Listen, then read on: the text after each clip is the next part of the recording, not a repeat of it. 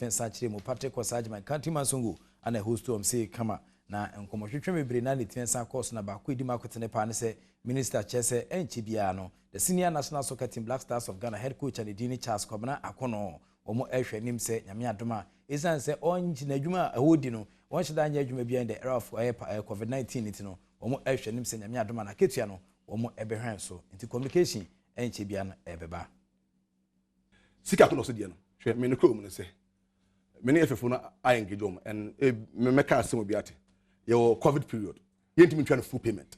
It's not possible. Bonfire. It's not possible, sir. Bonfire. And we are negotiating. Either 40-50% of their contract in Ghana and 60% here. And to the non but me then say we will not pay him full payment for the COVID period. Until say COVID ni be free. Say if you say better say COVID ni obi man. Yeah, say na say your bobo no dia obi won say ya say na. Yeah, say bobo dia. Full engagement or engagement there. Then you can pay full. That means within the COVID period ni dia muntu full but yeah say bobo no mu so coach dia. Let's say full one. That's the point. Oh no. We be honest me can make as asomasi. Yenya eduma ebi nkwa eduma ebi eduma say na dia. Ono what you say is a Ghanaian. Bonfire. Asante so me catch here no. Nani je because o minister say you me Ghana ni no how in yakum. Yeah, that's the point. I can say if you know agree on the figure, but the understanding say you better say what you say. Anyhow, he says, "Oh, minister, you know say there or how are you? You enter Washington. Or no, I get to say, I say it so. When you do full payment." Okay.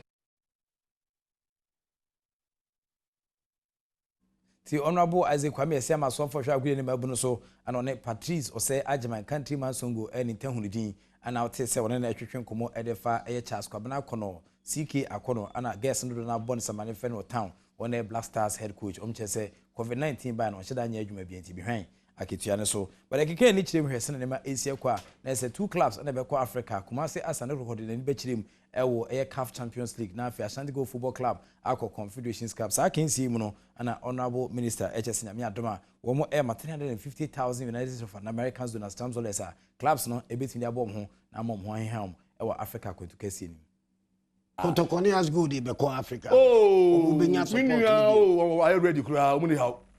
Me say Kotoko ni has. Me say I ready omuni how. Support am de be mu. Sorry, Kotoko ni as good. Sika no aban say I ready who how to say. Ye ni o said e for e kan ye. Until we are delivering on our promises. Ye the money policy ni ye kan 2 years ago ni o e ye adwuma. Until I feel so e ye adwuma am Kotoko ni as good ye ni afi Asante so monko no. Efi na Asante so monko. Okay. Efi Asante so monko dia abana ya said e bia na say omusika na de be de mom ye ne kan. Nti ye se na me ya adom omo sha se be November na Kotoko eko championship no $200,000 the whole chair as good eko competition cup no so no $150,000 put together $350,000 aba bia na bi da umpe na apede igusu aye yo e because so aye bio ama Ghana for any age.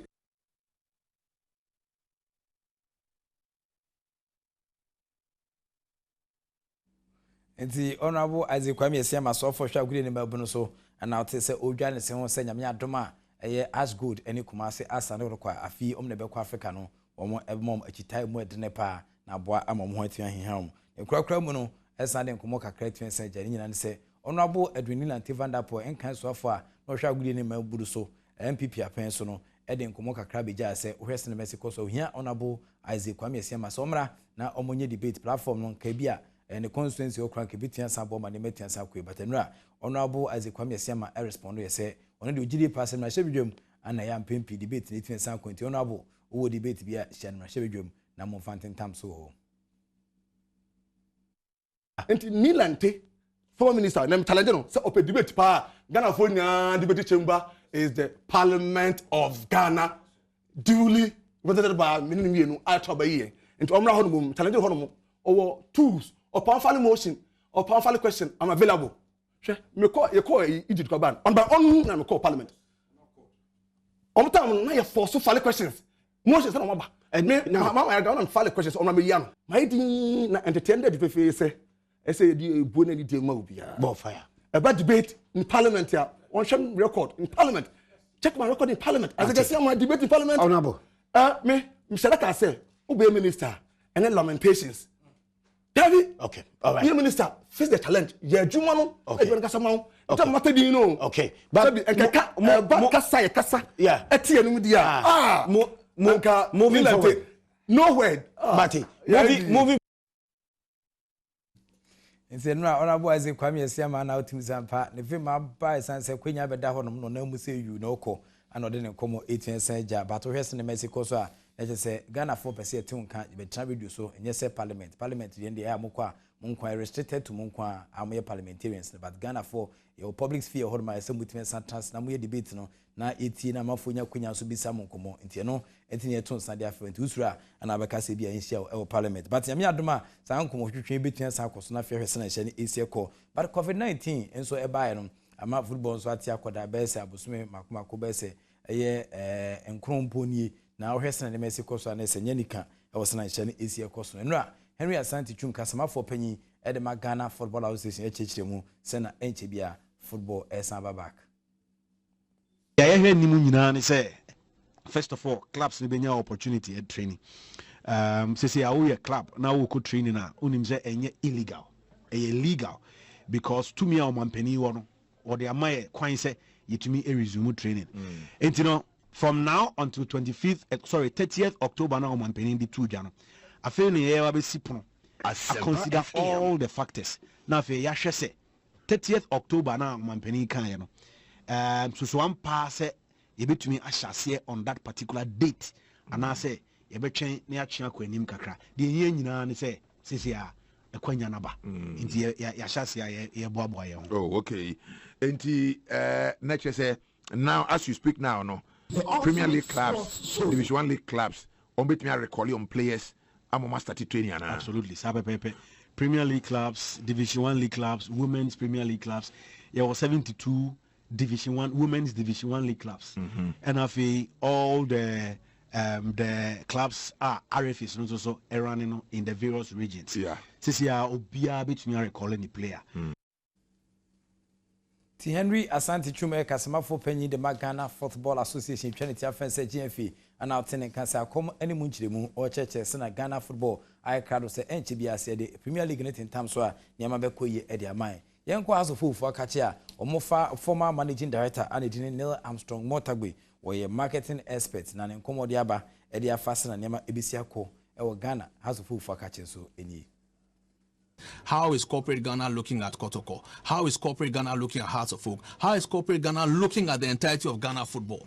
And I believe if the other clubs can begin looking at what Hearts and Kotoko are doing, and some of the other clubs have been doing super. Dreams FC, they've been branding for quite a while. I think that they're also a very good example of club on what brand when you see the green of Dreams, you know that this is Dreams FC. Legon Cities also came on board, and look at what they did. They brought superstars to the stadium. So there are elements in our game that have been coming up. It's sad COVID-19 BMU to come and truncate some of the things I'm describing. But as we get back into active football, no, Kotoko are making a statement. The Dreams have made statement before. Hearts have made their statement before. Inter Allies are a very good exporting club. Maybe they don't talk too much about it. And I think all this will make a mixture that would inure to the benefit of Ghana football in its generality. Neil Armstrong Motagbe, Ono Anna the inventor, the initiator of the restoration of the Phobian glory. But when to me and we Jumediana would do House of Okono, Anna Uja editor, Nkoma Odiaba, Edia Fascina Nema Asia Co, Emma A2 clubs, Meche Kotoko, and Accra House of Folk. Yenra Suko, Yentomu El Kotoko, Semudia, and Ra Anna Nania Ponsa, the latest and the freshest chief executive officer in town. Ono and the management members, Ominabo Green, na Kotoko no Ashen Sudian Ebo Matadium, Namoton San Defense Central Folk, Kumase Penny Beshe, Nenyasam Keto Croissant, Community B, Anna Aya Amponsa, chief executive officer, Edema Kotoko, Omobo and Rano, Ebini. Kotoko, Jason, una kofa bai. Aye. Una kofa Jason bai. Okay, mo contract na u. Debi enwe. It is when I look behind me, I am elated. I must say, to have such huge personalities. I've had calls. How did you get them together? How did you manage to convince them to come? Because some of them have taken 50% pay cut. Some of them have taken 80% pay cut to be here. I will start first and foremost with Mr. Emmanuel Newton Dasoberi.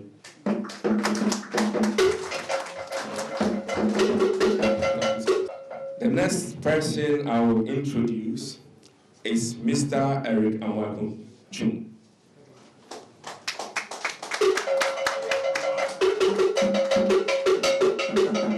Mr. Amwaku-Chung is our commercial manager. Next to Eric is a beautiful lady, Akosia Denta Amwati.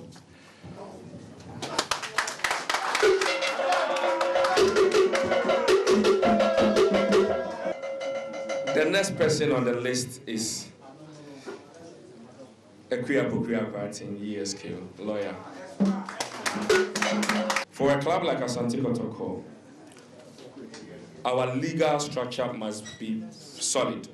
And let me admonish all of you, if you are expecting me to say that when I came, there was this problem there was that problem, and this and that, I'm sorry to disappoint you. I did not come into the job to speak about problems of the past. If everything was smooth, I wouldn't be here. I was brought here for the present and the future.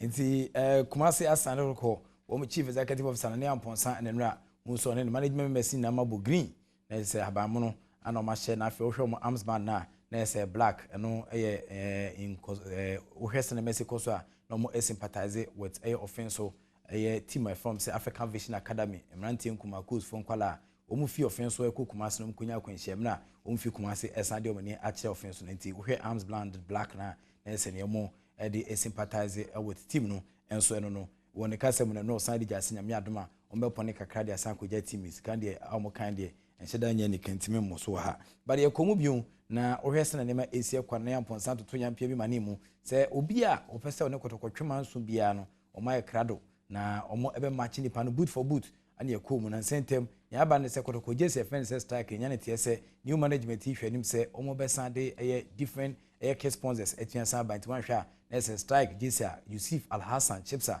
former Kumasi Asante Kotoko player okofa bre omo a wo ma ahya no eni omo ne beton kwanta pai ebia na ehintasem bi akiri se Yusuf Al-Hassan Chipsa ode omo be court nti etan to sabisa Yusuf Al-Hassan Chipsa se ajebia woni Kotokofo problem bi fasade ya okofa bre omo nana Kotoko Jason una akofa bai ai una akofa Jason bai okay mo contract na wu da bi enwu ye Ugusune Kotoko adwuma ane okay ti Jesus ni bi o ha Kotoko de still ane this is all strike no na kofa bai na kofa bai wale obi a organ bi anu sem na kofa strike bai ada obi juma chimiana enwi the contract ni so nwi da bi enwu ti so what say om say nyame adom mo pa Jesus papa fi ba bi di aba well ya tititi send the start here punana na ya onyama na new board in my the previous immediate past management omumre na ya shas ye hu samples kra ye hu mock-ups ye hu physical samples be free THB this brand omokete Lagos City see ye hu so omo ye omo samples by but still na strike ejinam ye de ye gusu ye adwuma okay enti se dogo bi no abe okay ti Kotoko nshisha ya tese omoye na omasesa Jesse no omomo amane there be omomo me amane na me feel say strike enye the first brand ebe kiti Kotoko and it's not going to be the last enti no ye de ye any problem wale say enne ana china omo say omonya bibi fufuro a eye better sin ye de ana say bi po omo pese omo free ye den so ko den so e de ni how bia den han se ye betena se na de o se ye no e de inemo ahye kwa mu ne kwan so na se obi a ye de e pe ni ba bi fa nti akutia ne mnira sana na yamponsa kasem no ka se obi mo da ne mo ho efie kuko ana omo edi Kotoko aburo no wese ne Messi koso ebisa Yusuf Al-Hassan Chipsa se wa na osi ono de onje emfama no nyame adoma ehun komo ebetua sato aso e wa sempa 94.7 FM so mesrew kwa Adom FM anasa Adom TV ye live streaming ne so bon sampa dwumedi da ho ko YouTube abobo so aksan koda ho se kolem nti o hwe Adom TV akiri kwan uko Facebook ho ana fe so ko YouTube so a na esa abobo da ho se kolem nti mesrew ye kosi sen no bekọ akiri no aprapra akiri kama na bo ma niam atia ko je fast phone pay fada ma the Jeffers and the 30 na fe 1xbet mesrew I've always told you that betting is better than Sakawa. And it's bet the entire 7 minutes. We're trying to be for and I wouldn't be for. Oh, Sky could be on past our betting cotton for any shebeting na emwa na fashion when you na for a shebrash and bet by a buying and 18 team no jatum sampa a yard dear pa 1S bet or madama will want to touch him and none of pension don't come on a brown. Yeah, crash you. Me too, I'm peddling a crash on me so. I know. Oh, come on. Well, but if I'm peddling. Well, feeling me, man. Won't even your beef and pedu. Like, you know, you're a big brother, so I like that. Wow, right. What do you imagine? So, once ever, well, because you're pedu. No lie. No lie. Maybe I'm back in you. No lie. Yeah, twice one. Me bu afuye pa. Me drew her say. Me bu afuye. What they just idea chi idea sa sabi nkwasem na mumu biye. Mumu wo ma ko social media ha asa o type fi woton. E just say ade ache obi ne yiri wo ni fie. Why won kon ne won kon. Se obi di konkonsa. Nye konkonsa. Me bu afuye pa because obeda sorry no obi akotro nkwasem on social media. Ade na efa na ese kotro. Tie di otro ya ansa no say ade sister ne bu afu. Tie nkwasem obi akotro. Or shouldn't Stone Boy's wife be worried? I mean, a woman naming herself she loves Stone Boy doesn't send some thinking around. We all know Stone Boy smokes weed, so if he gets high one day and very horny and the wife is somewhere, what do you think he will call? And who do you think will do as he says? She's not that bad at all. The panel person just say, sister Aisha, her friend who she loves Stone Boy, you know. Stone Boy, you Louisa. I was so many years ago. It's not sister Aisha.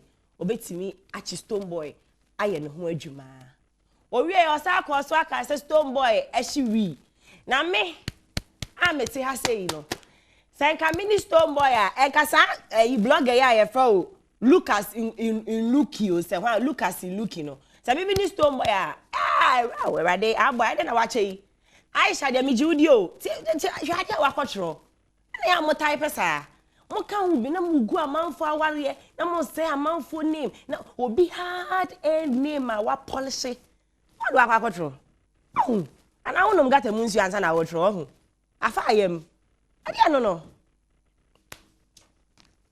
e ba fuye pa nti be sama wo ma Stone Boy fans e sama wo ma Aisha she loves Stone Boy no it obi anchor her blogger her friend Lucas in Lucky Lucas in Lucky, my miss spelling my LUCASNLUKI.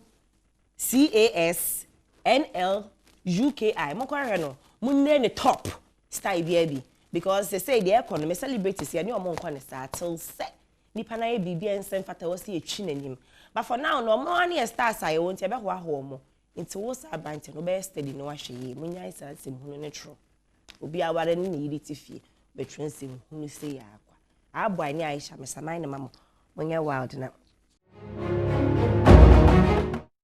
Abusua me mwaten eda se efisem komo twetwe na edrus wo bedwam dwumade so ene eye ebobo some no ne nefua aduonum yensan kakra Yehowa guso ade yen etwa na ye ka ne sa no na efie nso etesen ye boawura ye fiefiem ne edi nkomo ne ahwesesen na efie etie enti ene efisem enkomo twetwe wo bedwam dwumade so me mwache da sedodo sanopei TV do so on wan hwe ba bia sa Adom TV Bedwam dwumade na mame bo wa mane se Mr.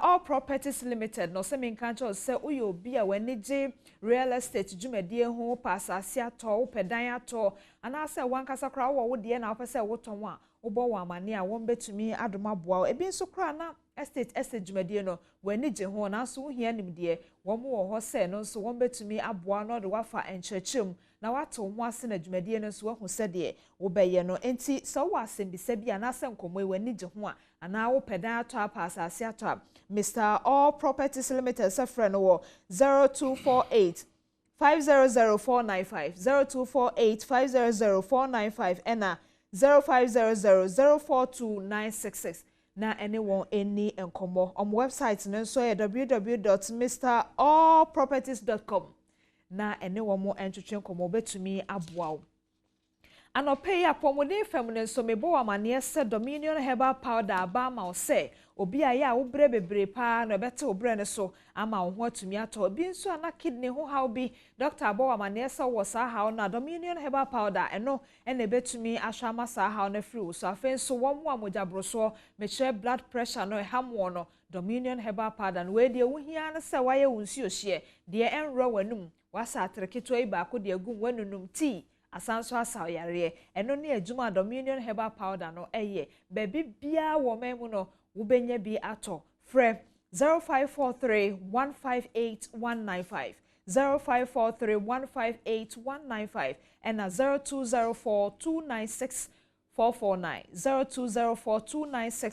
0204296449 na won sanka bi ne ntumi mwa ma pomode mu nsɛm atete wo no ɛtoɔ entwa emfa mawo Echinijie bi eni ho se Franco Trading Enterprise de na wankasa waje so se phone papa fie na sense no enye se phone papa nko ene wo mo nchen yo da bi wo mo sanso wo TV papa se de wonim TV bi aya na edin dida so no Franco nso akofa ne de aba wono wankasa de edin Franco no ena atoso che se wono ana ma wo mo yema na se Ghana fo nso yenye TV papa no bi hwa eye enti wo pe phone papa ene TV papa dia enko ba bia se Franco Trading Enterprise na one more into me and wow na for 0302225651 and a 0546133188 phone papa fie de Stella and one Franco intending one new komo na one sa into me and cabin da me bo amane say we ya wofo anano ya obatro BEC so hwenu bia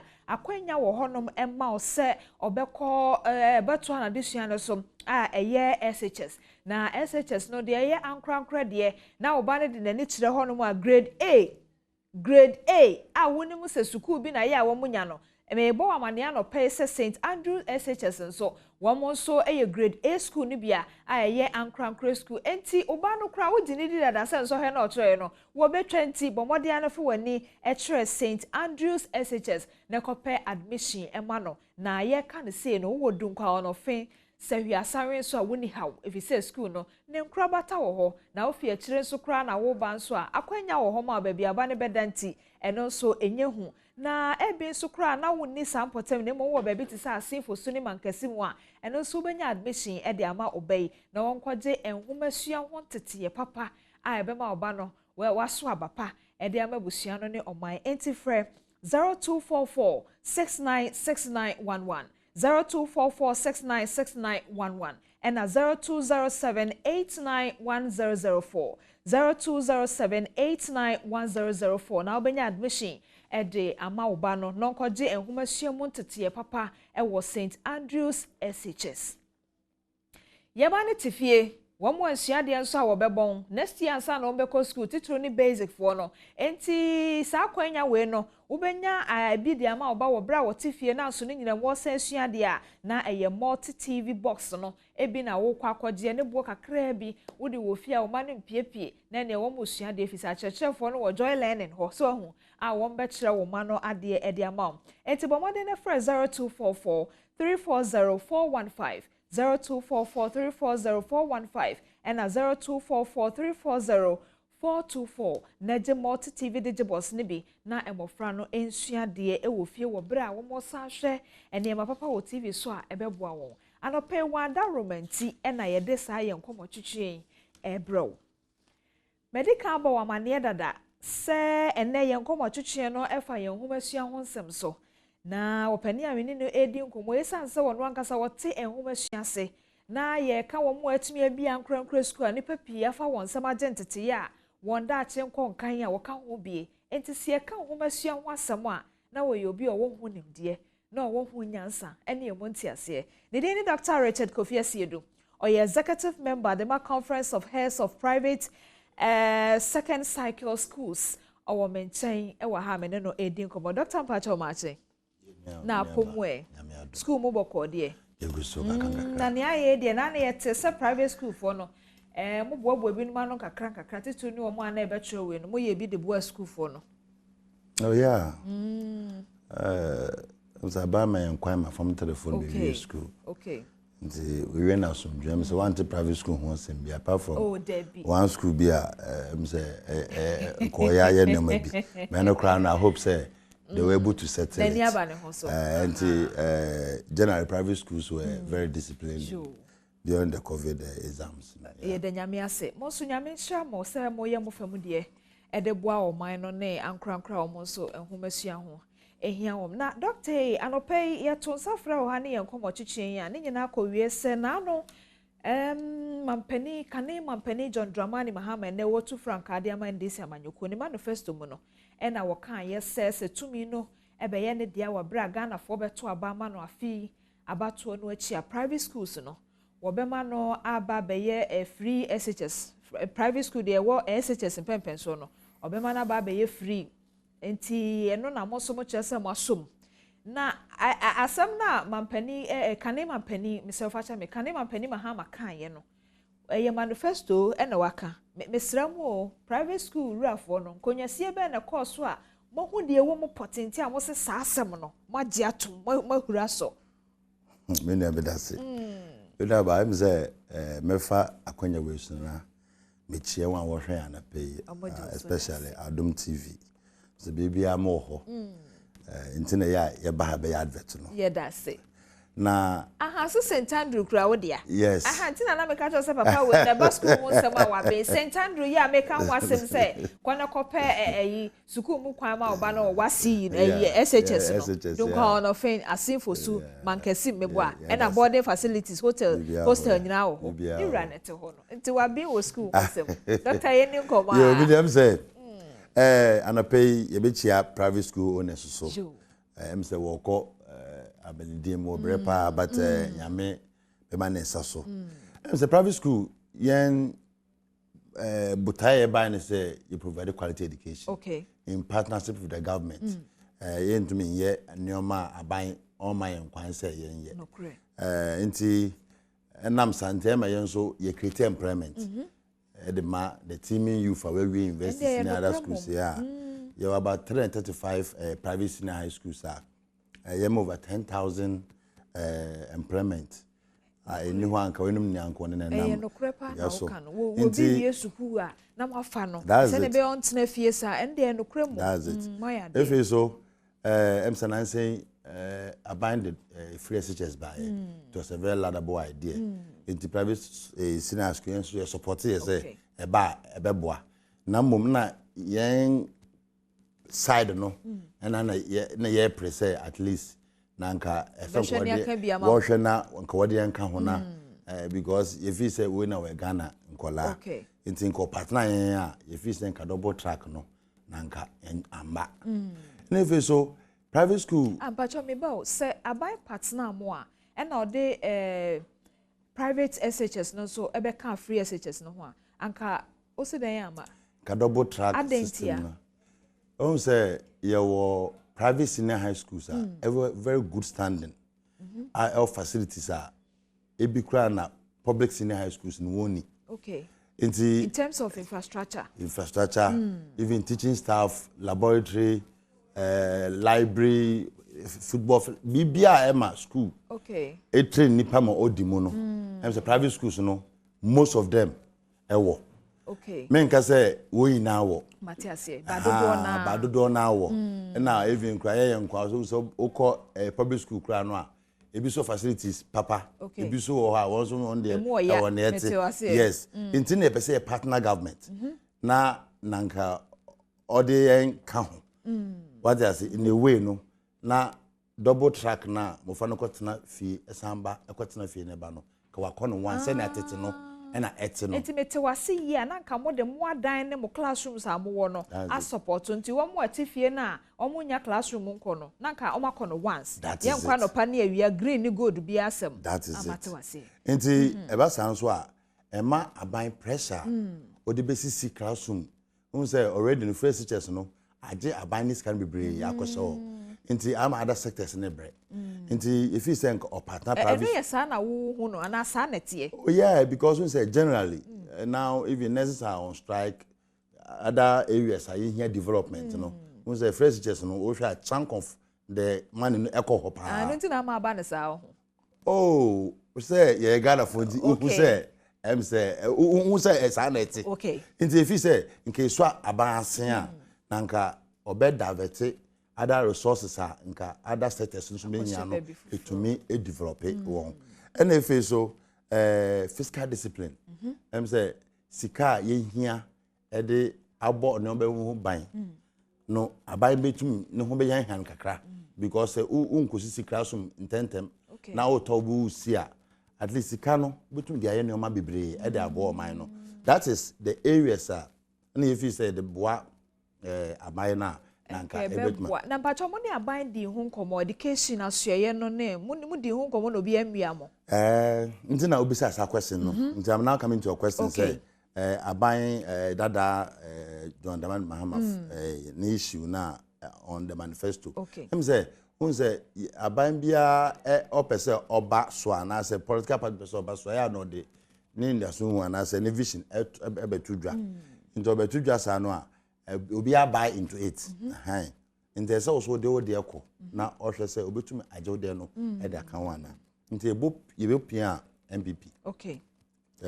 Honorable Deputy Minister for Second Education. Okay. Honorable Educhum. Dr. Educhum. Yo. Shiano. The interim Paul nominal command. Okay. And now you so yet the end the command NDC because they are the two major political parties are mine. There one who rule here. Into MPP Educhum Honorable Educhum down there. Yanto on Cambium. Okay. Into NDC phone was friend say ye de letter ba document amenti embra nti ye koye nti ye koye na ye de reasons are ye feel so the yanka private SHS no a the major headache parents you come here double track now what ni feature no nti e betuma eradicate ana e be ye fi ono why is okay obe share in biom to wodwendwen ho nti wo friend second one was so we say allowable nti wo de be shame na e ba wa partner yen okay na we to me eyi a double track into say what say o man penda da eye campaign or say obe partner private schools na we double track no if you so that obi akọ school that's okono once because double track no me feel say the way aban no obeso obi akọ school at least obi anya kwan na ekọ school it is right because o man nefa permit ejina school so into it was in the right direction, but it affected so many things. But yes, it me opportunity to the age that is how Osha this year was now. Osha public schools now, a lot of them were complaining because I buy born hooker, go to your office, we are some register wasi. Now we now ultimate a TV so we offend a video call. Now to be here by say sebi. You could imagine. Sure. So we could attribute some of this contact hours and Kolanoinya and Edway Numbi a buy. In the Fisenka, I buy my enquine and a partner and Mufano school once. Because what the main for a company was sports. It's also a coach, a sports. You see a double track sports in Ibasa because your talent obi or green track and na sports here around September October into ofi onimbo obi onye additional kwa na bit na ko ni but because of double track no that is the issue. You see, so in fact how had you time NDC aban friend NDC party friend na what to you in fact you need because if you say ya preache nti say onebe ya adwene wa boan ya em say election de obi akoto aba according to his interest.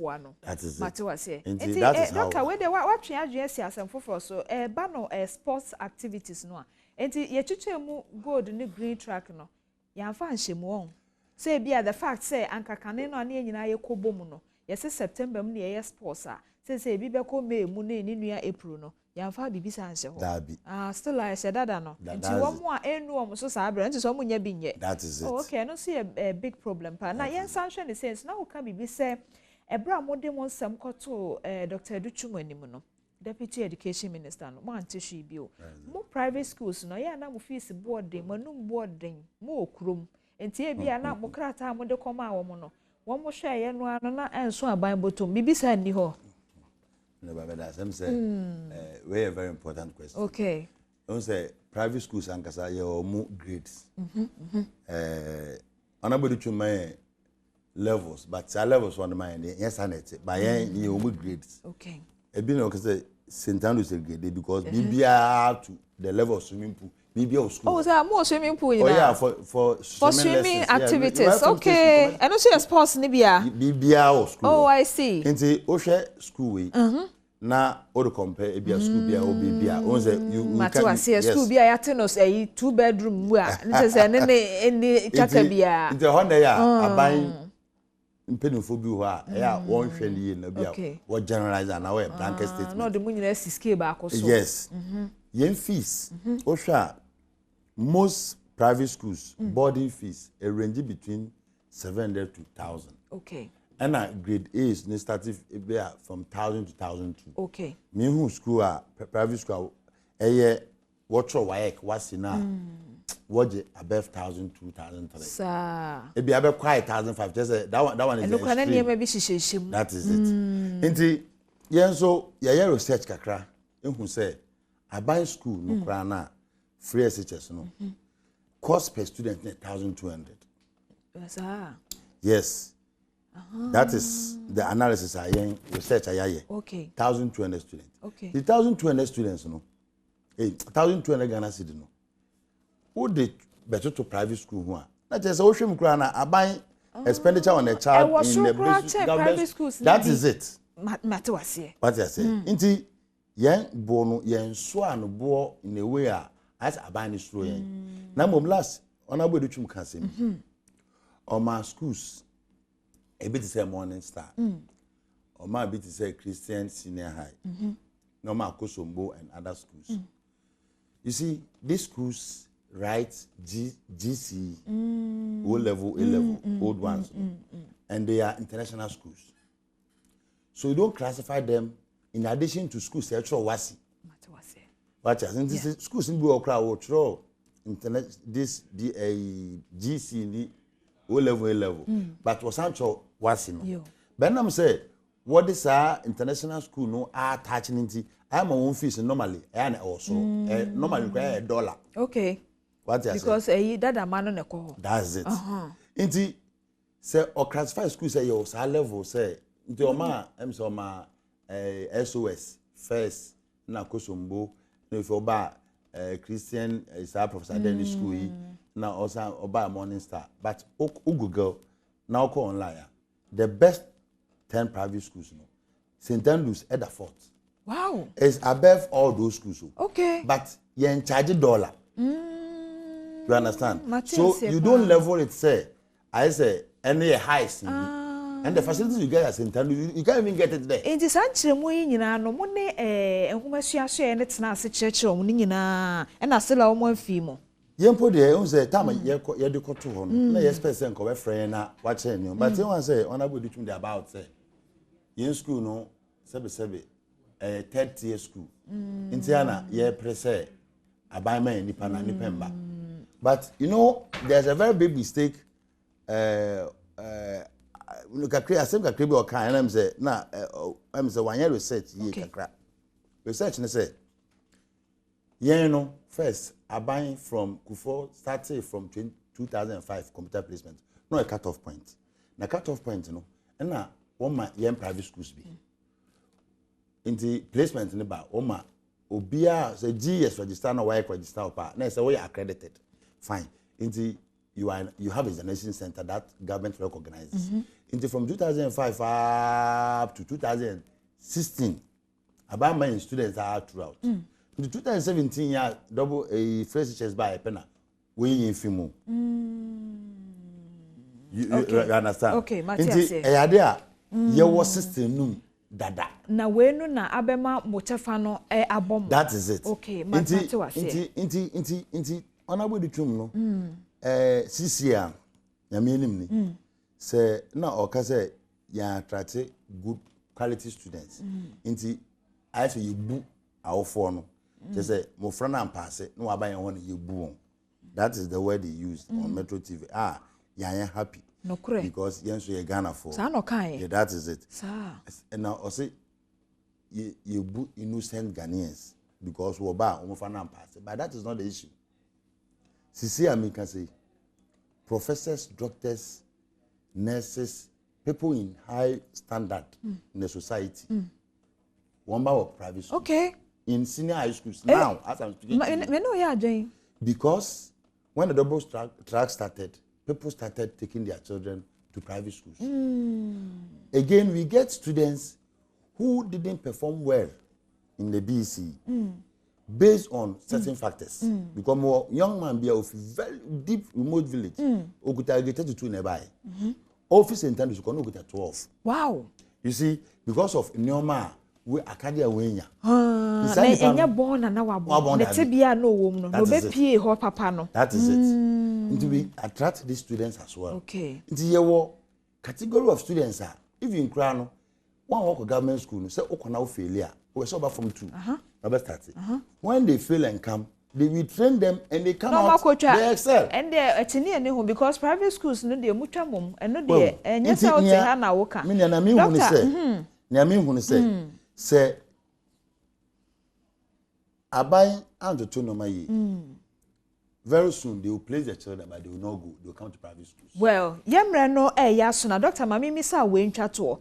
Biana NDC amanyukuo no who say private schools we ne hiamo e na mode koto wo manim na omo ni aban mu nti wo mo agye masam na tum de nyame adom biane ato aba wie na NDC tumi na beye won dia na safe na omo beka kire mo say ya to ye buhwe mu no na masam ni hia ye de na mom na fe ye to ye buhwe mu no ye ntimi nya nhyehyeye na ye kan ye no a sesi amo akire say magye omo manifesto na tum pa Dr. Bani Samoyende. Oh, Obika say waje manifesto na tuma. Private schools in Ajifa na hode no kure. Za. Ya association na eso. Nti your both political divides no. Okay. Nti me tell say ye to aba, ye hwe your interest first. Okay. But obi aso on the party. Awo. Na netin say tama aban ka sa me about manifesto issue about. Ye tripe NDC you can't just sit down and say wakanti ayode dabi yako ekosia education committee of NDC question say asama modabetu eduani ye buy no mo chechere but ye pese you home because a manifesto no what say they will partner schools in areas that are deprived. So already yeah. Okay. In deprived areas. Yes. Until the person yet I say you say. There's a yin can just say only schools in deprived areas. Okay. Now in Chile what the Chile mo say what can deprive that adibia in contest. Say a bit say Accra. Na say in Kofo there's a mad rush for schools in Accra. Na se nipa find no doors they when baby for kwa there are private schools in Accra like Ghana College like the Ideal College like St. Peter's you see those schools Sibusko na then they push them there into Cape Coast so Oshana Cape Coast schools go for pepa abroso go for juice abroso there's Samuel to there Cape Coast International they push them there so the private they discuss with us doesn't mean say baby a crew and I say class. Okay, now baby schools were oversubscribed. Joe. Yati asie enti yenhwe na Dr. Kasem bia asem ne yemede o se yetie manifesto na yehwe bebia ye interest wo na yehura so na yegina so de ato aba. Enti bebia beboa private schools no eno enti na ma Dr. Richard Kofi Asiedu ete hafi say o executive member at the Conference of Heads of Private Second Cycle Schools. Enti sa wote na bonten se private schools no owner for no se wo mo aso sa manifesto asem ni mu a na doctor achechem doctor no pay yeda say nyame enhira na wo ka bibi wo ho so ye mre na sa but we so de ho hia me pa sa wo ho bonne te wo me na ye mre ne de nkasa bonne te no em say ona butu sa nka asem bia na ho so han kakra no so den o say enam santi ye ni facilities ye ni we nti ayema ye ko wasi na ye yade but 2012 school ed first I was a private school Kumasi a carry school a girl school okay o de make asambre na ye line no and the Sunrise senior high school were 1/8 of the national science and math quiz last year we call semi-finals neso 1/8 ai kasambre na he wo mu kra wo ma no wo mu school mu ho ana mebua wo ma no wo mu school mu ho na ho nyanka wo ma no wo e na o say wo clear the were BEC and the private schools will produce good BEC graduate what the schools no trend na econ was started F cube no and na BEC government schools as a reduce performance no reduce Matias ye da say e busi ne Dr. Richard Kofi Asiedu na etwetwe nkomo ono na St Andrew SHS ye ne dia no pa bia mete ha na me bo amane esa wo ya wo for bachelor BEC no bia na waka cho swimming pool nyina ho de emane ko bia na aba ne talent ne swimming a wan ko swimming ankwa brochira me hwe ana boa Dr. Pacho ye da say e busi amesro me de nkomo twetwe we yesi ha ne mom tweme meba Abusi anko twetwe no de atosumie no ensomra so na de bia me ka cho se ye no monsa no ne ye fa adwen fi se ye kwa ye be ya pomuden ho nsem no se etwi ye ni kakra bia na che se dachi abrabo na ne ya twi ye ni ede afa ho no enti da ne da nyina ye di nkomo se den ye de ye fa pomuden ho nsem so bebro na atumi aboa wo amada wa pomuden mo nsem akoye fi se wa pomuden a ena obi nko no mesew eyi majuma ha ma chibia ye na emu ni nyame ko da bi nso ho de na nso ko na nso kra ye na ye kwa aba usa na sese ye no no man no etumi ekoso nti ano pay Phytotech Limited for enam ne won ebetwetwe nkomo na wajaton de no eye prostate cyst eno no wonya ate prostate na tese wo se eye emema ho asem ebesa nso aboa ama wo immune system no kane no ne anim se bibi wo ye mu eye immune system COVID kroye iso yo domfo so ye ho ahwan o wa beboa ya ma ye ho se ye immune system no nso ho hia pa se de bia ye ni etumi kɔ ho enti mene enesopokwanchi na Ruben Agbo na eba bedi enkomo e de afasa enre ho brothers pancho mama kwaba ye nia na mo ho ye de ya nia ne woni wa sesire de na che se koyie prostate cyst obi o ha na busua mu no ne wofa wo ho ne papa wo ho ne ma menua be ma wo no ankasa wo emema so na bia brothers ne ade nyina wo ho je box kakraka yi a se no ano no ne mema no no na se mo de aye mo ade nti ayi prostate for se men kan jo se we enye ketu ayi nko o ne bege eno so ne si ho no aye betimi abo ampacha mama kwa ba bio men shasie enfi ns so NSA. Minia. That's three. Papa for the say koye. Minia diamond. Koye. Omo post assistia. No mo how to. Menya line no. Omo how to na atwa. Menya line no. Sanity. Aha, enti ayi wan pu ana da no reception ho no. Me pacho mo kan cho mo se ne kese enso aba wa na. Enti we ni be santem na anya bi nto akese no. De wo mu 30 no aba. Eno de wo fa bosome. Wonom de bia ba ko bosome nti ne wo de omu 10 omu 30 nti ayete se Matias eti de bia ba wo de won kai doctor nchiche mu no de bia ba yes prostate bosome ne nkwa awie no wanu mo so awie ye de nyame ase ye mfa na sa na no ye ka prostate cyst ho asem no na ahwefo bi ene wo hwe no wanhwe nti ye de yo menua prostate cyst eye emema adru okay na emema ye yare ba ko pa tai kan yachi ama ye to na nanom wo ensia do no eye prostate yare okay na prostate yare ne de wontimi nhunu emre beka wo wonyini ko wanim ni nyina ha wodidi a wo ye bema wo ko wanim ni de wo 35 40 ko ne watom enti mre bia wodidi enamo na wo we nam na agya wo no nsa kakra na wo we nam na wo mu yedu no na o prostate no so mu yedu yo na menua de wo ho ne se wo behunu se beka no na aye se de agya ton fufu mu no e hye ten enti si ho kwan Emma emetomo ansa no ape ho. Eje ikura meke na kotofu yi anajo. Be de wo. Ankotom data no bi ehu ato nkra na wakodum no. Kotom anajo a. This is you. Waboka. Ke benyina che. But project yare ni ntimi.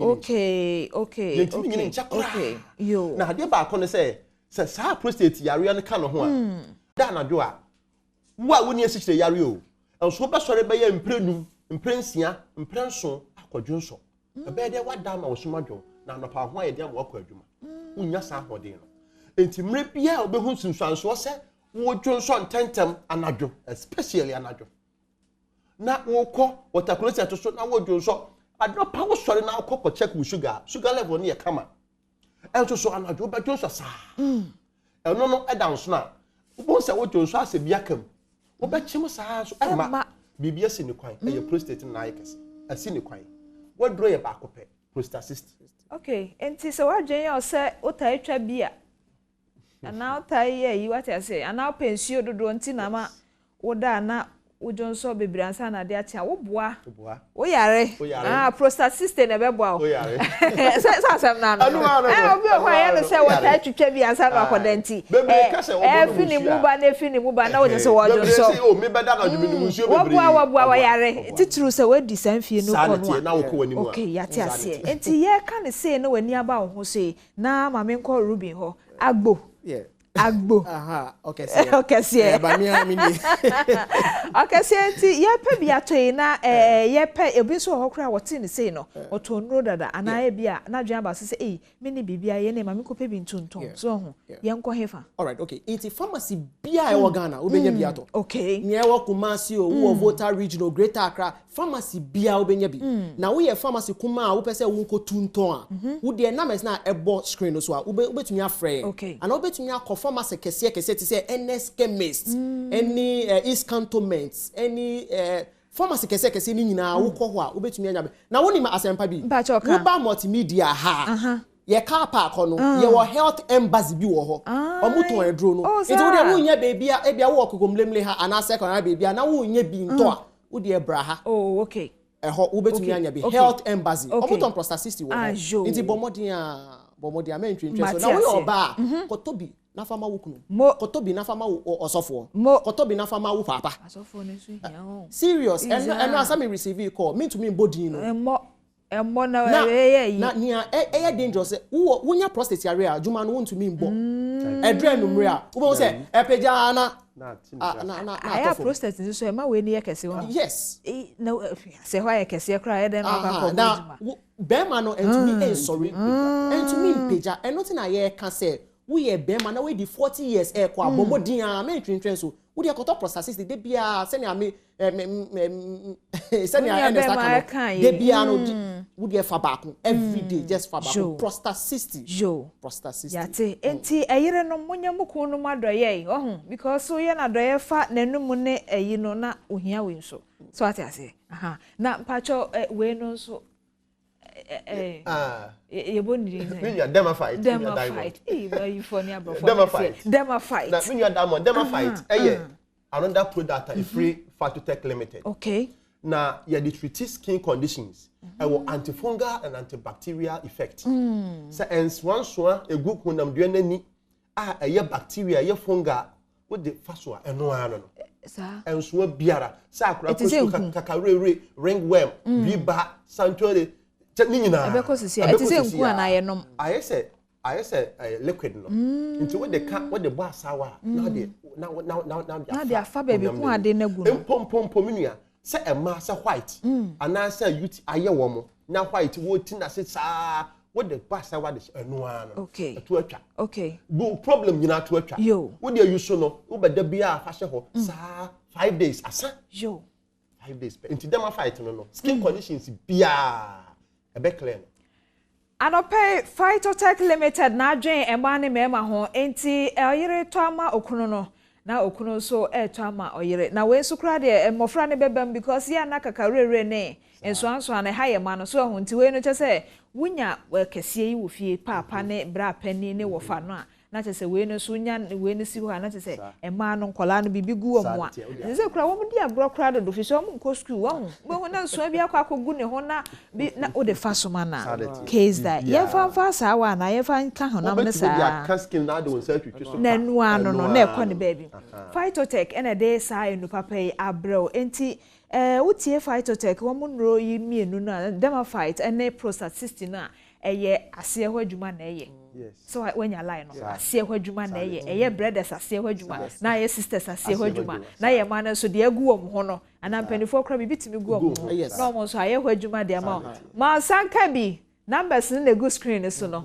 na asumje entumi mrafie because sa eho mienu ni nyina no ma ne mema ho mienu ni nyina wase ho na semba ho aya na eyere entina ho ma enyere ansa Phytotech Limited ede de beboa o na abrompam cho yes so you dey twa to agbo alright enti wonti bibia ase a eno ane se wo de bomodin na frey okay ya ye beje wo so obetumi ne akasa na yetumi aboa o kwan a obetumi afa so a wo prostate yare embe how dachi bomodin akọ pharmacy bia kohwehwe ye duro prostate cyst na to ebetumi aboa wo prostate obetumi anyi ache yada se enkwatenten so de eye enti yusubi na ntumi mwa se ne so sa wojonso bebra anya sa wo pension no bebre ntia oni de fa na sem hia so hu o yare titiri we ye be ma na wanya 40 ekro no a so hu esan so disturb enano nti we ni eduro na ebetumi aboa na so sa de no asende afi ho ma busia ha na me de nkomo twetwe no esi agbo na ns pamcho medam ase enti me so so ina chese meba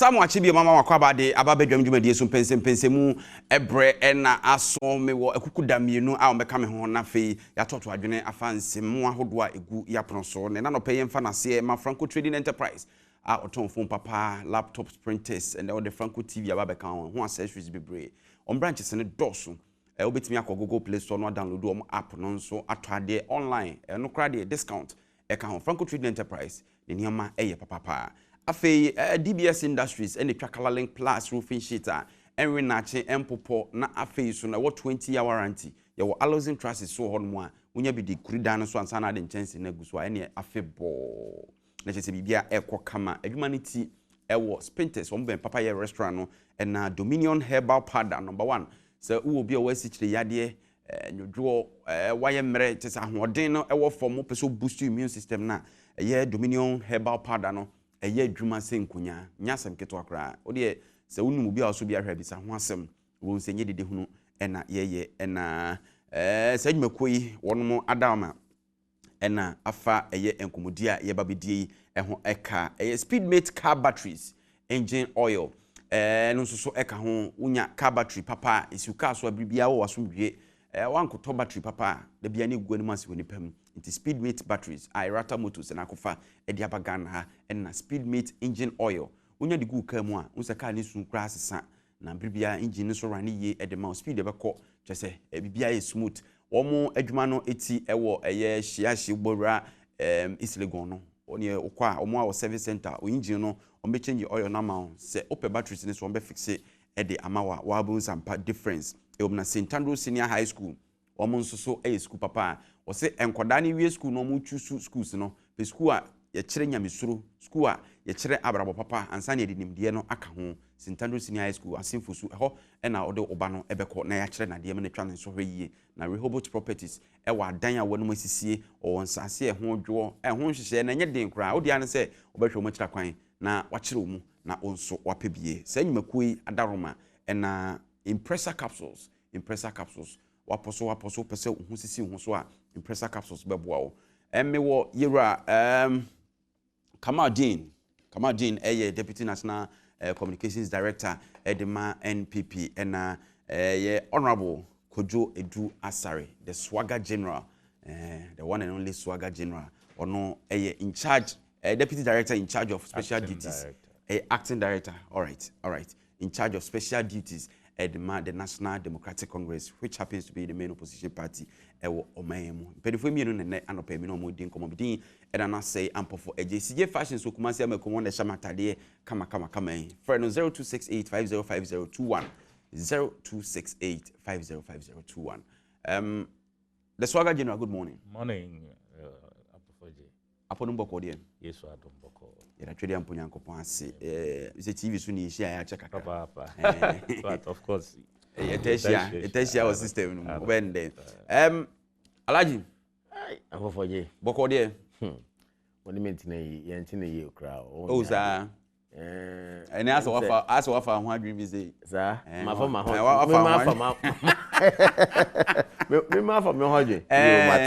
All right. Me hoye pa adom experience nti. Enra the MPP Jumedi Strunko bi ye behwe se ye beje ho information kakra, but before then happy birthday happy birthday to our mom Dr. Siabu Odua. You are the light of our life. We cherish you and we wish you an enjoyable birthday and many more years to come. From Leola Veru ene omani nyina nti mama Dr. Siabu Odua, we a special one free omano Leola Veru ene nkwadana aka nyina so we show happy birthday. All right.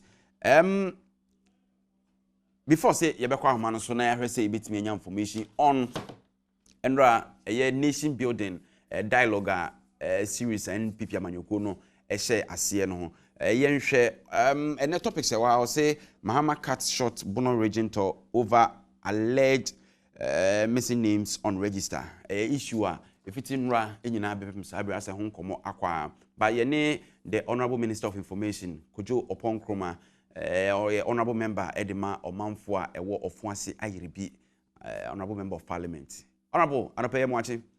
Morning. What was the thing? Nyame adom ye ho ye pa na ase odo ho asie. Oh, o say a Juma bi wo constituency and e bi won kan. The woman no address ko kakra akoye constituency de ne kakra nsa na baba. Na ekoye de. Nyame adom ne mo pa bonti ekoye da na kwem. All right. Nation building Jumedie no den potin na wom. Ministry of Information send on him the Jumani say abribia ye creative platforms man you ma hodo aban ye me timi bo the rule. The chat to feel we say and only nation building updates na ye fiase and niema hodo a ye the access of mine on impompo so aba be do ye bo the rule. The big kind no and nora esa say mebu nyamo man penipa in fact one of the single largest groups or my mo has a ye mebu no ye the kind itwa foni fa enyuma kube nsia omo no ye adwuma ma lebu we National Entrepreneurship and Innovation Program, we NACO, we NBSSI, we National Service Scheme, we Youth Employment Agency, and the National Youth Agency. Enyuma hodoa omo ya na oma ye no fie miensa ne fen e dia boa lebu mrantie maba we wo Ghana ha sei.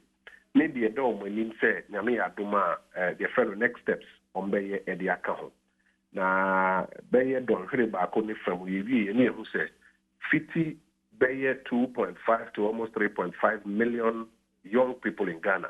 We free SHS in China almost beye 3.5 million, fiti beye 2.5 ko beye 3.5 and ma benefited directly from economic interventions on man penny adodan kwa kufu ado aban through these agencies nko ha roll out.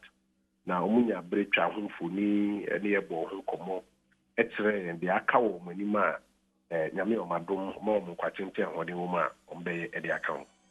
All right, now you say enye ba ko penye one of a series a mo ahyehyɛ sɛ mo bɛyɛ. Me patron ye ni so ade hu ne sɛ bɛyɛ na wɔtwe bɛyɛ wɔtwe akawo enemi na wɔtwe bia no yibeyi one sector ba ko esi ho na Mino Nijo anani chichire Juma ya wo ho no yetumi atwa ho mfoni ma obi a sebi opese uhu se ntimfie miensa ko mfie nan se na constitution si abrebia mumu akonta no asem we sei mo se ne sen no yetumi atwa ho mfoni ma obi e ho bia aba bedu ho. Honorable way eyentoabo ana akontabuo we akontabuo ka constitution a say probity and accountability. I was aban no uyiwa no ubu akontatre omanfo se beyem fie miensa na fie na odidi yeto odidi esika udi enim wo saa edwuma we ho no eden na wetumi aye aba bedu sam pempensui nti aban no ebebu ne nkonta party na be konto abo akọ kana sem obegina de aban na ye no so no dey no so ka ka na se mo baby sa jobs ya wo ka 2.5 to 3 million no jobs are sustainable jobs mabuni ye ache ana ye de yenye na fe mfie mienu na fe yense ntwetire bia so no jobs ankasa won say the American say impact but for no jobs ankasa be 2 million and then wo fa to say ma fa bibi to say aban enyuma ankasa public sector enyuma ankasa yafa 778,706 Uba private sector, Ukosnet ko check data na private sector. Formal ones are registered with SNET within 2017, but this are 267,939.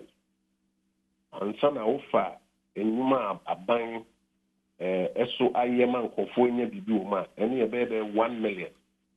Until the system na bubu ye no fiwa, and some o my impacted by Numa ISA. Also, sum na fire wejuma. Oko baby to say National Entrepreneurship and Innovation Program. Answer na yeba be na nkofo a omatumi aso o masen. Say sum na fire wejuma. Sika aka sum fire wejuma 66 e dia sensia. And then buy over 9,000 for 9,300 and something. Yekika ko be 10,000. All right. Honorable, o de ye be fe na yatena se ne biebie eye figures no mu ene whatever mode etu edwane mu ye. Be de wase anopai wo bra waje ne edinko. Ya menka ho. All right. Honorable Kojo Oponkroma eye Deputy Information Minister na ote say Information Minister, sorry. And na ote say ye ne no edi enkomo no. He was a deputy before say obabe substantive inte. Obonadwuma said ye efata. That's why General, ye say free former president in so no regional or born to an anum ju baby ye born hene no ne ho keka ho. Afi we try trip no so say ni o ma bi nkoyi nti also back to Accra. Is it the case say obi ani obehwe chairman no na say ade na so huge say also no wankasa ba. Yo, say medawase mechia minia kama share na che no afes. Mischief. Wait a mischief. Because of my friend because I'm in that kekene. Oh, come make us a medase. All come make us a mischief. Okay. Mate. You know, the woman say Omanpeyin our bichema and there was two frankama in NDC. President John Dramani Mahama. What is him? Our boy pro various regions.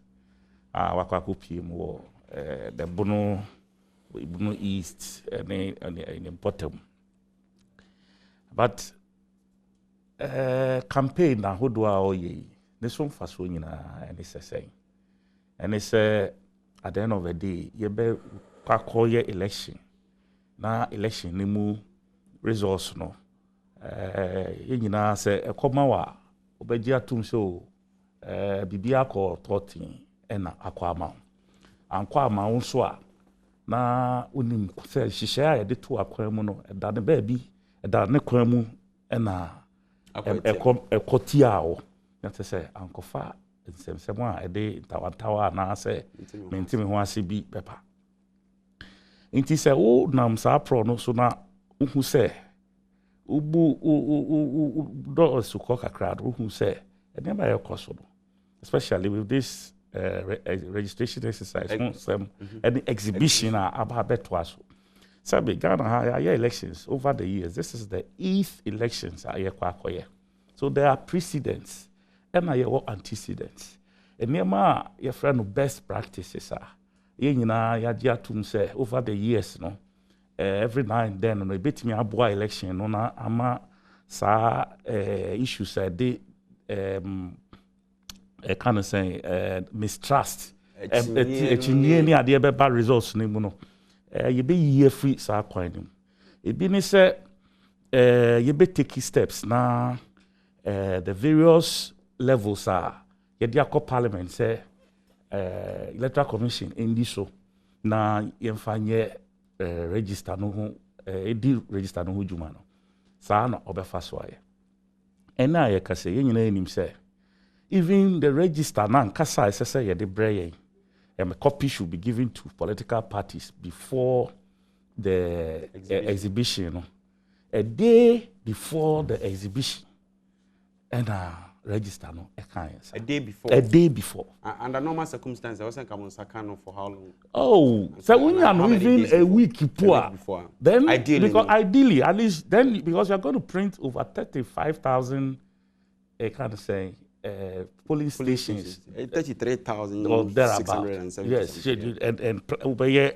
What if I find 34,000? What I say, and you the register head office, you must have a copy, and then send copies to the various constituencies and polling stations. How do you send? So, the incumbents will have a print is at 33,000 24 hours before the beginning of the registration. As you put too much at a tight corner. You can't. There's no way because 33,000 would die way miensa.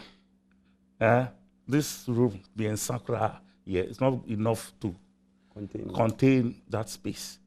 You can say yes, and say we are the gukamu achichen and saying achichen and abeng ama polling agents saka and say say uba near kohwem na or issues are yetimi addressing.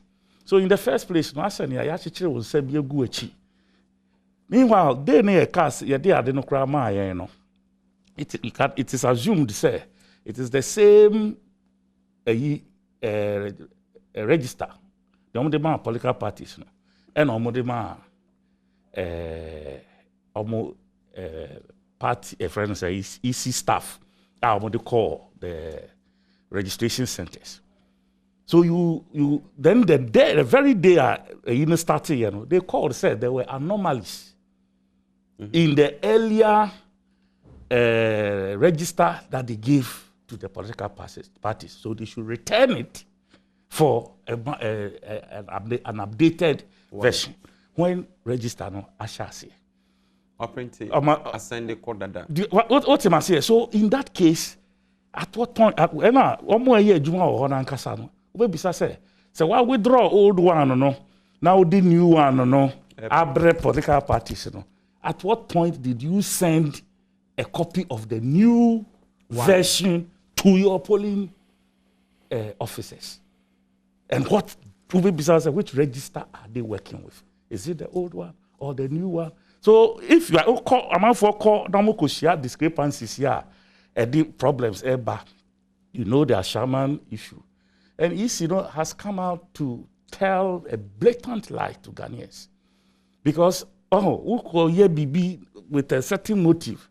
Now say you want to be smart about it and play on people's minds. You see, if it's a genuine mistake, you accept it with a certain remorse. Do you understand? If a genuine mistake, who accept it with a certain remorse, and then you are sure the parties say it was a mistake, and so we are sorry it happened, but then it won't happen again. But couldn't they say parties so over exaggerate and I say as a mutu and I say you see, if you want to put it that way, you can. No, I'm just asking. I mean, whoever wants to put it, I'm not saying it's you, but like if anybody wants to put it that way, they can. But the fact remains to say, at the point in time, there were 21,000 names not in the register. 21,000 names. The 21,000 names, like I said, and then later they had to update, bring another updated, a friend is saying, register. Out of that 21,000, 14,000 had been restored. As we speak, there's an outstanding 7,000. And no, you go so can't want them. Nipana ako omo anhu omo din. And also omo nyanko you see, yes, we did what do they call it? Audit of the whole constituency. And even after say omo eka say monfa first one number, no mom for no the mom still now 7,000. That is what their standing issue is. Not a web issue of contention as we speak. As a party, the political one making an official statement on it. I'm making it official to the EC. Say 2 days ago, letter. The director of elections. Honorable Evans, and he outlined some of these issues with video evidence.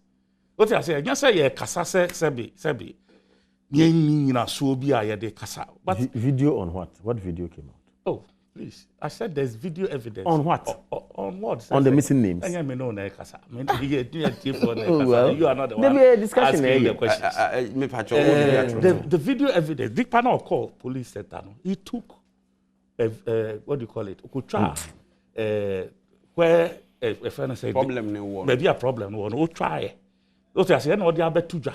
And that you better restore Nidin. You no MP no crow koya when who Nidin.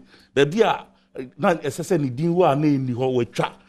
And I feel yet the chair you didn't Nidin sound by and also we cha. So you can see say there are two different scenarios over a period. Answer na do anu be si no mama misa issues na aba no are they solvable issues a ye be so anu a e be yeye ana asa mo for say deliberate ne adwemboni bi territory ya chese ya kase be so mumpo na enya say ya kase ya bibia be solve e be yeye but how the person you have to solve it with no we're taking a certain posture because our same way idea IPAC could have solved this issues if easy no na IPAC na nya dwuma bi mu among free meeting and they are doing things on their own in the ma kasa nyina omo ne obi ambo because imagine say recently there's another video circulating omo printy your friend saying ID cards ewo ablekuma I say no omo be to say enya no credit and then enya no credit ada when who video ni so omo printy ID card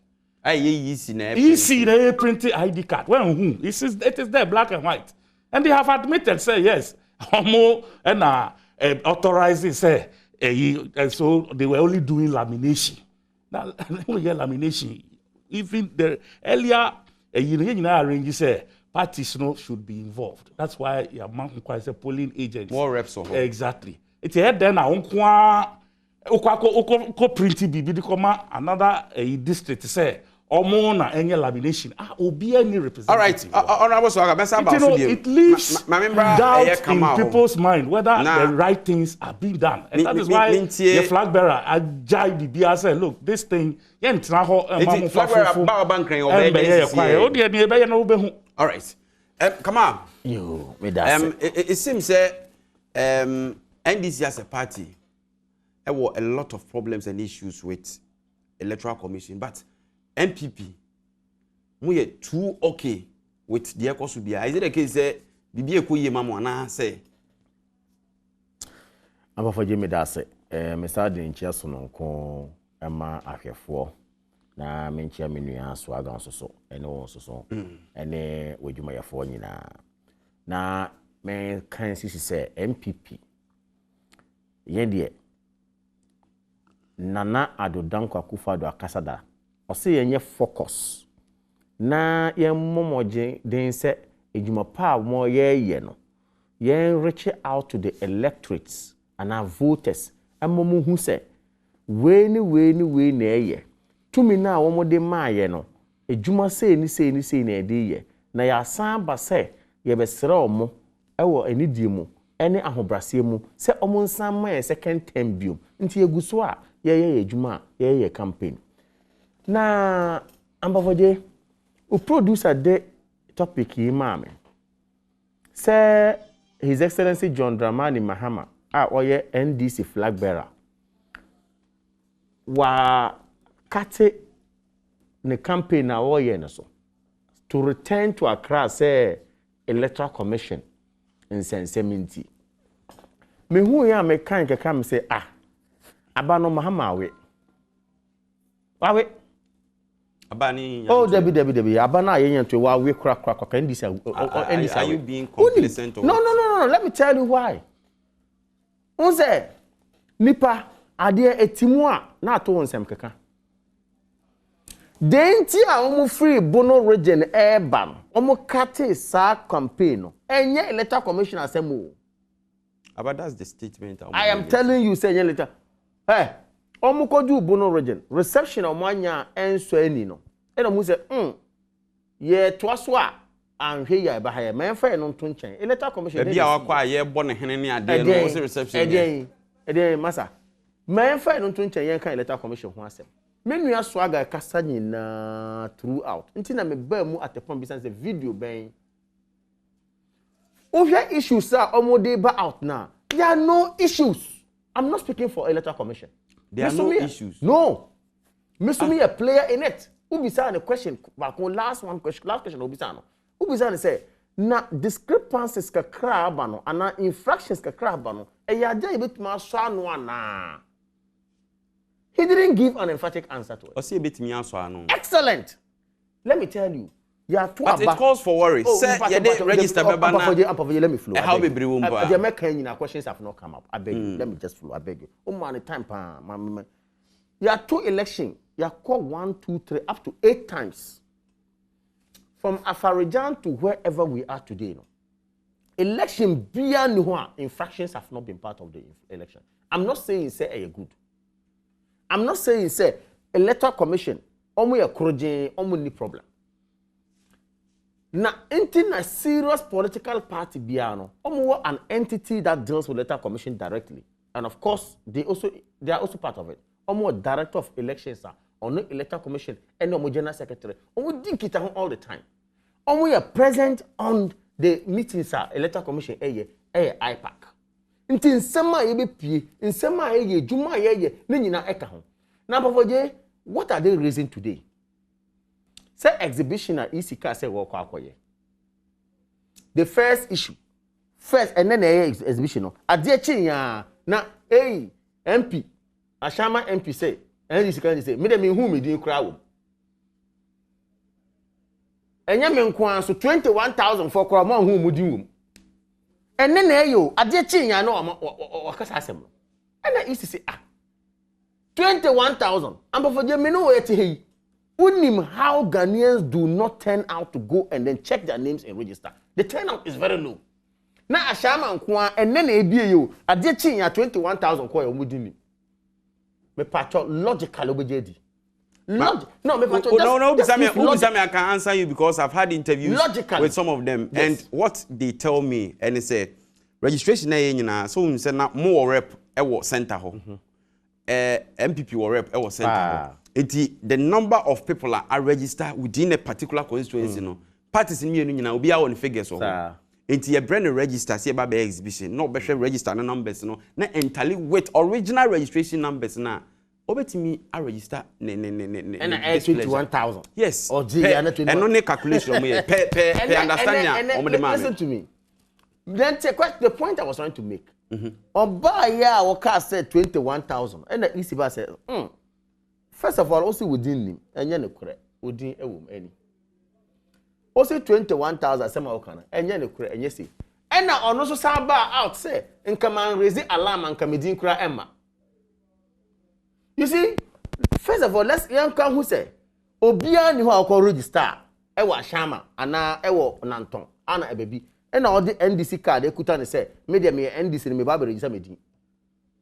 To say, the registration officers will get to know, say, where your NDC in here, you need the film. Obviously, you have to register the MPP card, because me MPP.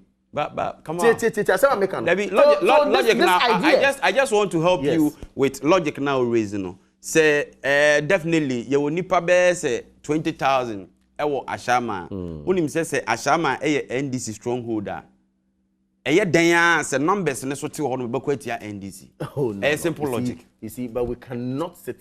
Sure, say a simple logic. Argument to say, the EC is deliberately. No. That's not what I'm saying. That is the import of your question. No. That's not what I'm saying. So stronghold numbers are definitely a quotia wo. Stronghold. Also stronghold no MPP ni ho. NDC ni ho. CPP ni ho. PS ni ho. Oka say a stronghold krana. Won't there be other people? So are you saying names now? You know, unim say CPP and not PNC and now when you know we. What you catch us Ashanti region numbers is what to be 500,000. Ashanti region NDC ni ho. But oyembe show. NDC Timinya votes up to 500,000 Ashanti. And I'm saying but oyembe show. Because the point is that I am not sure. Okay. The point I'm making here is that nobody, EC will not deliberately say me yi ni padi ewo eyimu unless there is a problem. And they come out to explain, say, from all the elections, Obia Timinka say, there has been a process of election. Yenya is a little. Offers our opposition. I'll be to say the Okase. Yeah, what opposition crowd? We also raise issues about electoral commission, and we raised legal challenges. Abu Ramadan and Nimakon, our current director of election, went to court on legal issues. We raised legitimate concerns. I'm not saying that the NDC cannot raise concerns. They may and they could. Now, all raising concerns now, who said we should not alarm issues. We should not come and say, Bibia say, and a Ghana kiosk, and a Yabetum Kota, and Takwa, and a day. And somewhere I might be saying, Kenya Charlotte said, you'll be a electoral commission bill.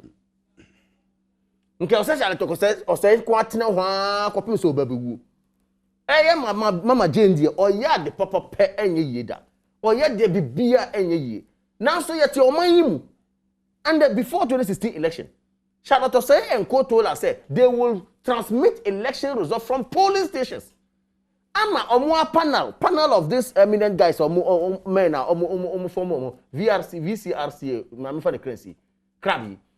Said from polling station we cannot. Maybe Bianco Coalition Center of the constituency. From the constituency you can now transmit it to the region and from the region to national. Now, can be Biomunti, and that one was not even on IPAC. Nobody is talking about it. Nonetheless, we still went through and we won the election because we are a serious political party and eyes on the ball. Now, opposition, Ghana better than Kenya, Ghana be kiosk, Ghana and Takobeba, Ghana Sebeba. I think it's a bad situation we find ourselves in. Someone say, Mestre, we are all key players in this election. We all have to make sure that there is harmony in the environment. I mean, in the process. Peace in the process. Raise your legitimate issues. Let's move up. All right. Now, what are the issues here? Exhibition is ongoing. Exhibition is ongoing. No. Obia say me rep also rep ho. And now, Yanka who said there's another way 1422. Ubet Martina fee. A brown police station crano. Me say my I check is a medin woman and I say medin ending. And so then a process at Ekahon. Meaning there are processes that we've all been availed to ensure that we have a. All right, come on, Madam. Yanka we more amount for say the exhibition exercise is there to correct the wrongs. Yane appear ye register num enu nti ne ye de to ho o baba hwe se bibi o mu a na waka ne ahwa correct no honorable Swaga ma yen hwe eye next strike ni issue ne say the government is handle no for say okay because wo dire consequences and nipa bi wo mo wa ya sabia ye yi o mo ekofie not because ne ho ato na wi but ho ye kakra because doctor for no nko a ensan so mo sunti no wo say ye discharge na ekofie ne ho keka wo hwe the handling of necessary issue ya wo for say akoye. Mejidi said, Amai is not really dealing kindly with this issue. Unless for Nasab. And the earlier they decided to sit with them, now at least, because Rufenia is here. Last Sunday, President in Ghana for Kasai. Yeah. And the nurses are bemoaning the fact that, of all the issues concerning COVID, I mean, critical issues, I wouldn't say there was an impending strike the next day. A day after. You never found one expression in the president's statement. And they are hurt. That's why I ignore. Yes, because of who said, okay, that's how they are. Damn the consequences. That is the position the nurses have taken right now. Why don't you think that address is specifically for COVID issues? You see, you can put in one line. Nurses, just one line. Be. Nurses are, well, minimum kasa and enumerate. Munya abotre. Penifo no mobesi sinkonya. Na watchu ebe. Inti se bibia. Munya abotre. Na mo strike a mobile be.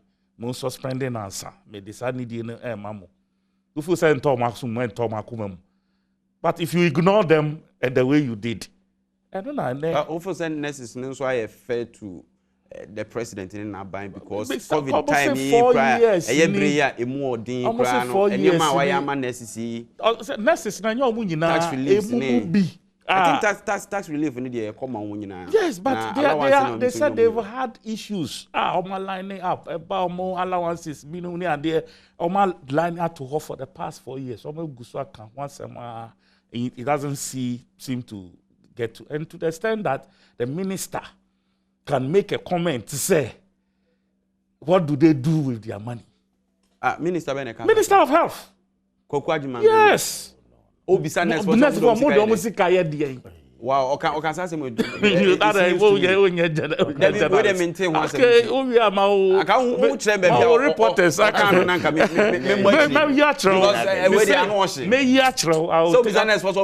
see, I'll show it to you where it is. Make us something is 10. Now make us sentiment to me as I'm talking. But maybe and then you will see it. He said it. It's all over social media. It's on. He reported from your friend saying. That is it. I mean, how can a minister be so reckless and talk like that? You see, you don't. If it's true, please. I said you have journalists around, reporters. Don't worry. So we are also I'm sure, sir, they are listening to us. People, Ghana phone in according to him. People should call in and as someone send a text said what I'm saying is not true. But it is true. It is there, out there. And that man is my friend. But Sabi, Nikasani sometimes, you know. It's nice. He was my colleague in Parliament. We were very good friends. And I think we still are. There's that you know, it's all good. But I'm saying, was it a program or an interview? It's a quote that is flying around. Oh, okay, a quote. Do you understand? Right. It's a quote. So please, I'm saying, sir, I may not have the full context. Don't worry. But as I said, there's a I mean, once he starts speaking, I'll get it for you to also read. Wow. And I think, sir, that posturing against the Sabi, Obi. Who said the position at and these are people almost near Massa. Trust me. I mean, they will struggle. And assessment is like 60-70% of a human in INS. And trust me, to the extent, say, according to what I heard last night, nurses in Kutaba. Aba? Yes. The Yomo hospitals, Obu colleagues now, it been feel say okay. He just said they so Obe defies deal with them. That is it. To that extent, it has never happened. All right. What I say, you know, I think the earlier the government, yes, and for me, and the National Labour Commission, I think fair wages and salaries commission, so can yes, and you see some of these things when you start and then make them more cockort, and you say that is not the best way to solve some of these problems. You quickly have to checkmate. Emrano, yes, but you see, sir, when you do that, you protract the discussion. And me, I'm a mediation specialist, okay? And in our scheme of doing things, you know, we make sure, say, there's an even playing field. By the time all right, the two parts, one person to the court anyway now. One person always wins the case, and the other person becomes bitter. And I will so cry the corner or no ness in Udi for the American company. South make a tell no. It is the way I'm handle ness if I say me. Often say a name she would be no more come back to work. Because I'm for every ness for him, especially midwives. To be honest, a for beer or Ghana here. Sure. Doctors who here, teachers who here, and nurses who here pa. Entina yende yen kokase eba election bra no bia sorry or ye strike. Na yen de ya assuming the posture of a dead goat. President won cancer asem. President say yen nyina enim raso na yen bodwuma. Are you referring to the former president? Of course. He said it. Or say a could do election. No, be a sorry, strike. No. We're assuming the posture of a dead good syndrome. Until a joint funo on TV or carry until the president will not say that. The ministers and so almost can't say that. But Okutu ministers can say. According to NDC, social media and fake news is said also maybe. Ubisa no source of social media. Offer him social media. Obia to be coach social media control be the top or no. Who you so minister be cancel. One kasa we are some tronic cra, more news portal, credible news portal, My Joy Online, more other news portal, Adom Online other day. What was our story was? Credible news source. I mean we are very fast and swift. What was our story was? What kind of one? Now I say the and this ni got na Facebook so try there now they about say oh a minister say accountable. Na me ka asem no. Onim say nurse for no almost 9 issues they have raised. Out of the 9 issues no aban age 7 etum. Say 7 no. My antina yensin kunya na yan discuss it. Me nim say oma bre COVID bre nurse for ne health workers omo nyina boyen. Entina omampanyin ba o say wa bo maba so e ka chomo say there are certain incentives krana yen fam mo. I know how the president or abadaye or what that tema emma Ghana for, and I believe that it is their right. Let's not go against it. Every worker has the right. The nurses have the right to rise up if they feel there is something untoward, irrespective of government being or power. Now can I say Labor Commission I say, oh, mo sorry ya waka mo ko strike. Ene mo mane tnas na discuss mo strike na mo ba be ye no. Sebi. Ebe illegal because ya ko secure court injunction e wo so. Deputy Minister of Health, any Minister of Health, Omakasa, ye nyina ye tnas na discuss. And then make says 9 issues they have raised. 7 of them aban agye tum say ye nhwe we will meet you on this level. E ye kasa ye de beko. Na mesre obi biara e man kasa ntie nurse for. Na yan kan who say aban we so show commitment to nurses. Look at the backlog of nurses are almost man for mojuma. Ye buy ye clear obi wo bie nursing training bia ye man aba be ejuma. Over 93,000 of them have been employed. Nka ye no mo aye nyasa ejuma no. Fa no to nchen. Nursing training allowance omu ko mu school omu prepare aban be na dwen omu ho e ka say yen fan sa nursing training allowance na emra because it is important. Aban we ya na dwen omu ho no but na how say oh na aban ni fa ho aban da bi yen de kasa fin sebi kasa emunye de kasa emunye hem yen ka against workers in this country. Let us come up and appeal to them. Nurse ni bia o hweme mesrew, it is within your right to rise up to whatever you want legitimately. It is within your right to ask for what is due you. However, negotiations and discussions will get to a level where I can get someone but for kasade emaden abato. And of course, this is the poster we need to have for people. But for kasade ne bantemo because getting to the level of strike na say omo atwen ache omo tie kasa ache nti omo hwe action unim you see sadly no there is this perception out there say ye the abattoir na ye arm abattoir ba obi biara de midimani bia no no road no vote no light no vote no den no salary no vote ni nyina etimi ba.